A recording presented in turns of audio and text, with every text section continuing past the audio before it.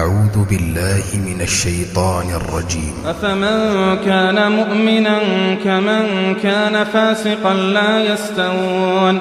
أما الذين آمنوا وعملوا الصالحات فلهم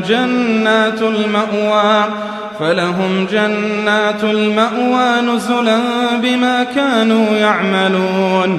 وأما الذين فسقوا فمأواهم النار كلما أرادوا أن يخرجوا منها أعيدوا فيها وقيل لهم ذوقوا عذاب النار الذي كنتم به تكذبون.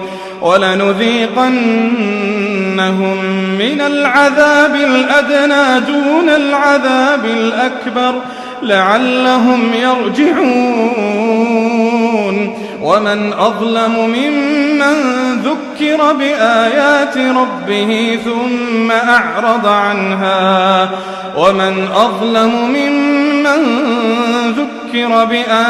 ربه ثم أعرض عنها إنا من المجرمين منتقمون. ولقد آتينا موسى الكتاب فلا تكن في مرية من لقائه وجعلناه هدى لبني إسرائيل وجعلنا منهم أئمة يهدون بأمرنا لما صبروا وكانوا بآياتنا يوقنون. إن ربك هو يفصل بينهم يوم القيامة فيما كانوا فيه يختلفون. أولم يهد لهم كم أهلكنا من قبلهم من القرون يمشون في مساكنهم إن في ذلك لآيات أفلا يسمعون. أولم يروا أنا نسوق الماء إلى الأرض الجرز فنخرج